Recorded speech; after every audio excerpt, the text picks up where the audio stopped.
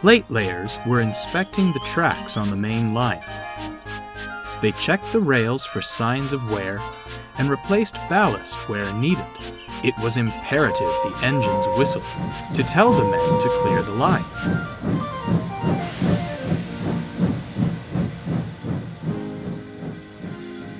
One morning, Gordon arrived at Edward's station, looking rather annoyed.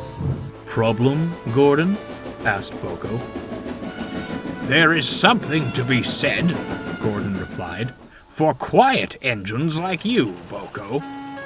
I understand we must whistle for the plate layers, but some of it is most excessive.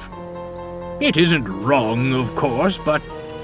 Gordon's speech was interrupted by a booming whistle in the distance. It grew longer and louder, and soon Murdoch shrieked through with a heavy goods train.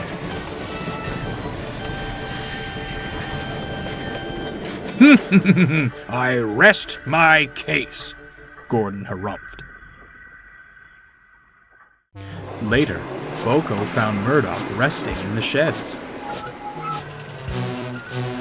"If you've come to complain about my whistle," snapped Murdoch, "I've heard quite enough from Gordon already." "I'm not complaining, I'm concerned," Boko interjected. "I've never heard you make such a racket." "This blasted new driver seems to think my whistle's a toy. Blows at any chance he gets. Too long and much too loud," Murdoch shuddered. "I tell him to stop, but he only laughs." I quite understand," murmured Boko. "In my experience, new drivers tend to learn their lesson rather quickly." "It can't happen quickly enough," sighed Murdoch. The plate layers had nearly reached Marin Station.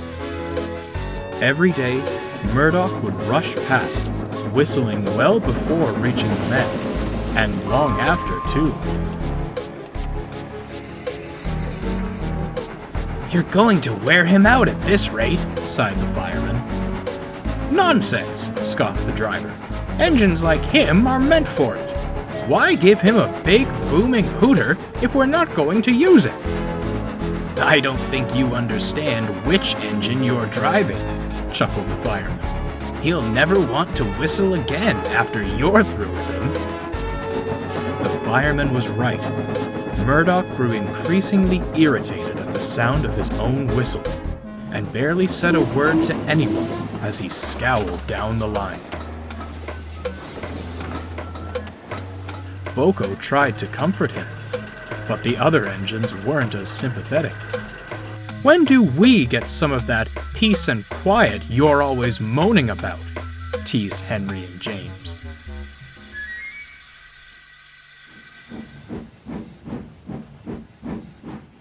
One morning, mist shrouded the island, and a light rain made the rails damp.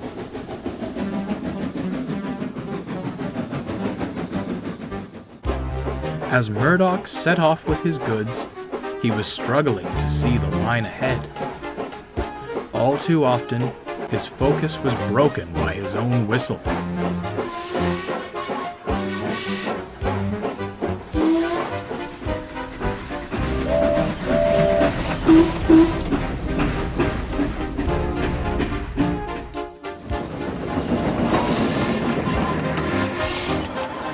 "Will you stop that?" he barked at the driver. "This journey will be hard enough without you making that racket." "Have to let people know we're coming, especially in this mist, don't we?" the driver replied with a smirk. They soon approached Edward's station. Murdoch knew what came next: Gordon's Hill and a hard climb. Boko was nearby and tried to hoot a friendly "hello." Of course, it was swallowed by the sound of Murdoch's own whistle. He charged at the hill, puffing and snorting until he reached the top. Murdoch braced himself for what would come next. But there was no whistle. I'm glad you're seeing sense, sighed Murdoch.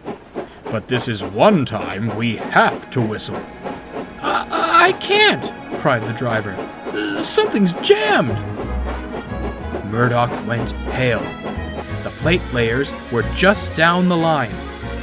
The driver pulled the whistle chain with all his might, but still, no sound came. Look out! Look out! Murdoch shouted into the mist. The plate layers were startled. They saw the silhouette of an engine and jumped clear just in time. With brakes screeching, Murdoch flew past, finally coming to a halt a few miles further on.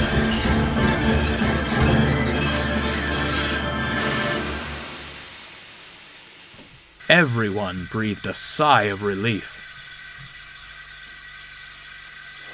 Soon, Boko arrived to help. I'd say the lesson has been learned, Boko winked, as he saw the fat controller talking severely to the driver.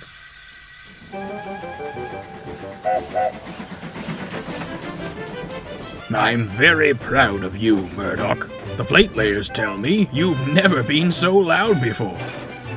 Your quick thinking prevented a very nasty accident. We'll soon have you mended. For now, I'm sure you'll enjoy some whistle-free moments of peace. Thank you, sir, chuckled Murdoch.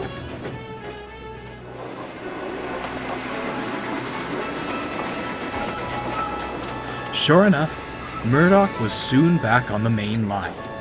His whistle was working better than ever, and saw far less usage than before.